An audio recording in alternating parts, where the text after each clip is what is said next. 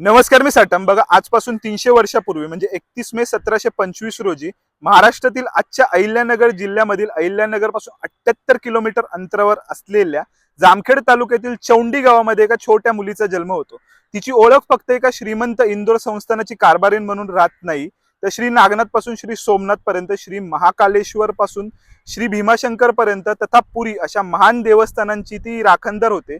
त्याचबरोबर तुम्हाला सांगतो, मल्हार बाबांच्या सार्थ अशा इतिहासाची फक्त वारसदार म्हणून राहत नाही, तर छत्रपती शिवरायांच्या परमार्थाचा खरा अर्थ बनते. अहो, काशीच्या विश्वनाथाला परत एकदा काशीमध्ये वसवून काशीला खरा अर्थ परत एकदा प्राप्त करून देणारी ही महान देवी होती. इतकंच काय, तर माझी नाळ तिच्याबरोबर जोडलेली आहे हे जगाला ओरडून सांगायला मला सार्थ अभिमान वाटतो.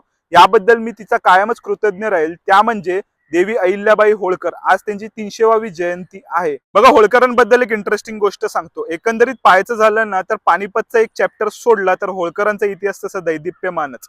बघा, त्यांचा एक पॉडकास्ट पाहत होतो त्यांच्या वारसदारांचा, तेव्हा एक इंटरेस्टिंग गोष्ट त्यांनी सांगितली, ती मला फार जास्त भावली.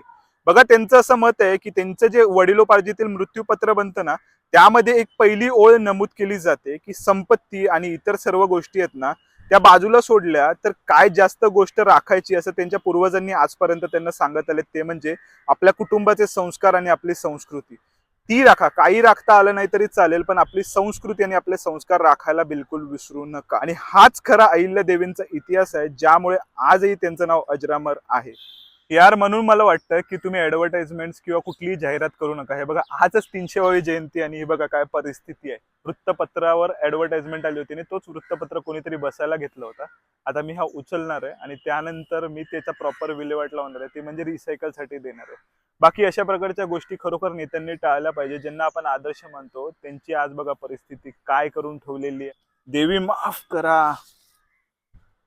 बघा, एकच फोटो असेल तर इग्नोर करता येऊ शकतो कुठेतरी, पण बघा, इथे अहिल्यादेवींचा फोटो आहे, इथे अहिल्यादेवींचा फोटो आहे, इथे अहिल्यादेवींचा फोटो आहे. आता काय करायचं ह्या गोष्टीवर ते तुम्हीच सांगा. आणि आज तर प्रत्येक वृत्तपत्रांमध्ये त्यांचं काय ना काहीतरी गोष्ट आली असेल, आणि वृत्तपत्रांमधनं जर अशा प्रकारे अपमान होत असेल तर मग एकंदरीतच त्यांच्या विचारांना किती विचाराधीन घेतलं जातं ह्याबद्दल एक प्रश्नचिन्ह आहे. तर देवी, तुम्ही कायमच आमच्यामध्ये राहाल तुमच्या कार्यामधनं, आणि तुम्ही केलेल्या अथक कार्यासाठी छत्रपतींच्या एका सामान्य मावळ्याकडनं तुम्हाला मानाचा मुजरा आणि हर हर महादेव.